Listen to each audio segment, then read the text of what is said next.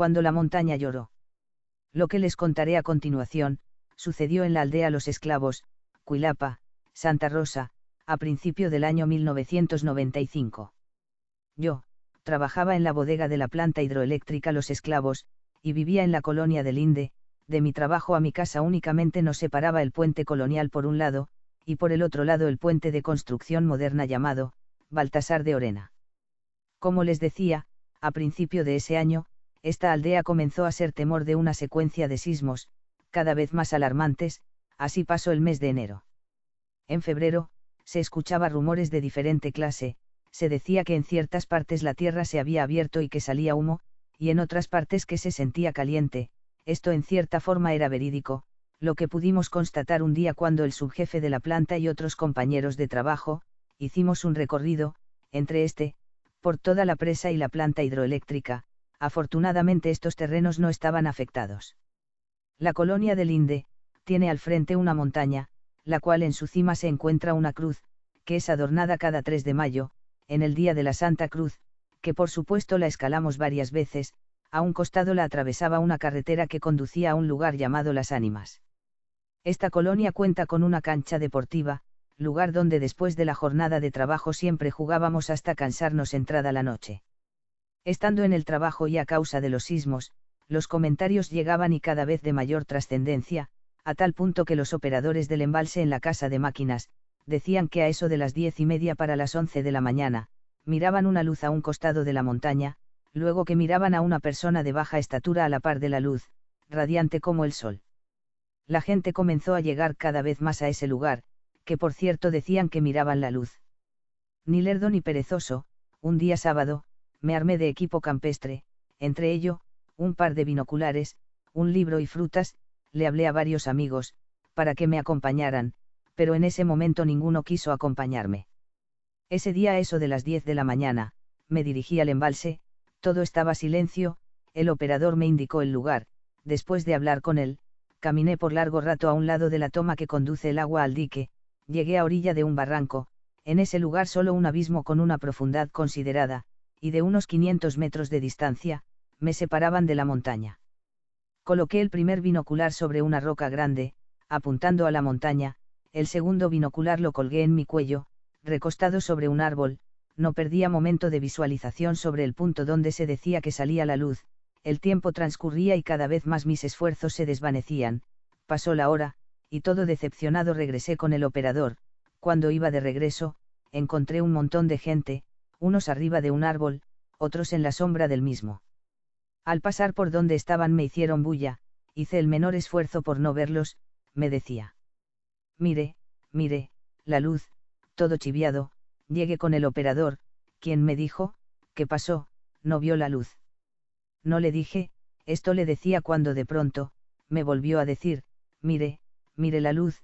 Efectivamente la vi. Comenzó en un punto deslizándose a otro con un brillo espectacular. Al verla me entró más curiosidad. Regresé al punto donde había estado. Tras una inspección binocular, solo miraba una bola redonda de color amarillo oro, debajo de una gran roca. Ese sábado, mientras caminaba de regreso a casa, no dejaba de tener duda. ¿Qué era eso? No era posible, que solo se quedara en una simple curiosidad. Al llegar, tenía clara mi mente. Busqué a mis vecinos Jorge y Ricardo Herrera, y a Chema, un miembro de seguridad, que por cierto era alto y bien fornido, pero me resultó miedoso. Ese sábado después de mediodía, armados de lazos, nos dirigimos al lado de la montaña. Ninguno tenía el valor de bajar al ver aquel inmenso barranco. El cielo se oscureció, se nos vino una fuerte lluvia, ya nada pudimos hacer aquella tarde. Sin embargo, el día siguiente allí estábamos nuevamente. Atamos todos los lazos a modo de hacer una larga soga, con unas de guía en mi cintura, y los amigos agarrando la soga en el otro extremo. Comencé a descender. A mi alrededor encontraba maleza, piedras y arena suelta. En un momento me soltaron demasiada la soga y como hoja derrumbaba en aquel barranco. Al detenerme tenía los brazos y piernas raspadas. Al ver hacia arriba, me vi que servía de cuña de una inmensa roca, como de unos 10 metros de diámetro. Pensé por un momento: si la roca se me viene, ¿qué hago? Es mi último día, etc. Mis pensamientos se dejaron venir juntos. Sentía escalofrío y miedo al encontrarme en el punto indicado. Comencé a explorar el lugar, precisamente la bola amarilla que miraba, era un cartón con apariencia de haber sido pintado de color amarillo oro. Seguí explorando con ánimo de encontrar la luz y otras cosas.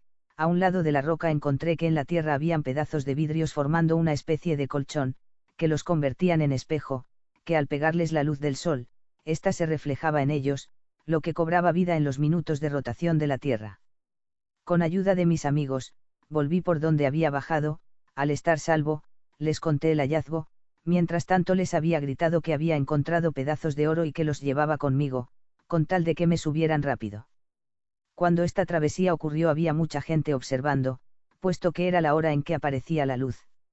En son de buen chapín, éramos aventureros, pues Jorge, Ricardo y yo, pertenecíamos a los Boy Scout de Guatemala, y para el colmo de nuestra aventura, fingimos en el camino de regreso, que traíamos un cargamento pesado, el cual a cada rato nos compartíamos.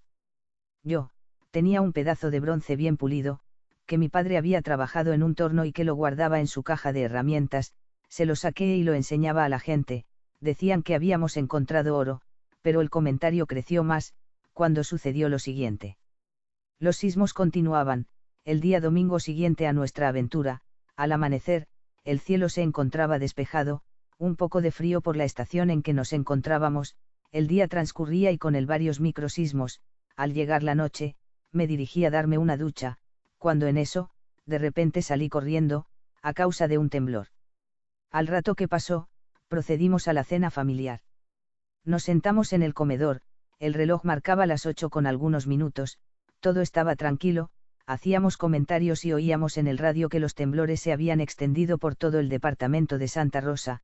En las noticias se comentaba que la falla de Cocos en Jalpatagua se encontraba activa. Recuerdo que al momento que mi madre pasaba un platillo de exquisitos platanitos fritos, se le cayeron de la mano, a causa de un sismo extremadamente raro e intenso. Ese movimiento era en rebote, para arriba, para abajo, como si estuviéramos brincando. No era normal. A la penumbra de la luz, todos salimos corriendo a la calle, las líneas de energía eléctrica chocaban unas con otras. Un grupo de vecinos nos juntamos, todo estaba oscuro, nos reconocíamos únicamente por la voz. En ese instante, cuando menos nos esperamos, se dejó escuchar en medio de aquel silencio, un trueno que nos hizo estremecer nuestras entrañas. Todos nos preguntábamos qué pasó, nos volvimos desesperados. Algunos querían abandonar el lugar y viajar a la capital, otros buscaban dónde pasar la noche. Lo cierto que todos pasamos en vela, esperando el amanecer. Con los primeros rayos del sol, la gente comenzó a movilizarse, y con ello, surgieron los primeros comentarios.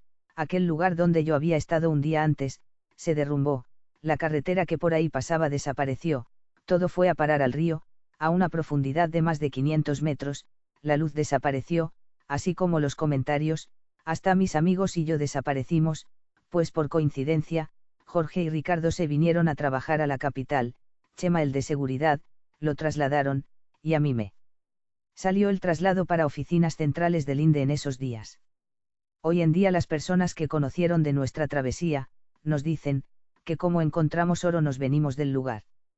Lo cierto es que solo queda en el recuerdo la amistad de mis amigos, una montaña que lloró en una noche triste, y un lugar en donde dejamos nuestra juventud, así como la semilla del escultismo, y un recuerdo en las personas que con el tiempo les contarán a sus descendientes esta historia.